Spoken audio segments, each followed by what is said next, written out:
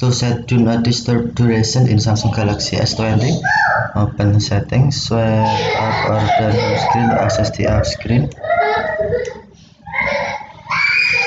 and then tap settings.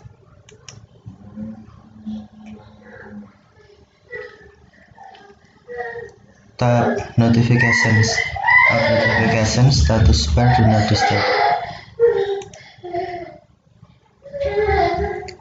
And then select do not disturb.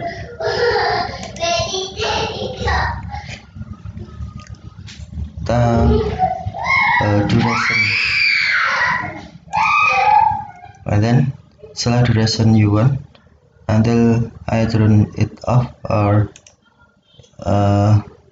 you can also duration in 1 hour, 2 hour, 3 hour, 4 hour. You can custom it or select as every time, and then tap OK. Okay, thank you for watching. Have a nice day.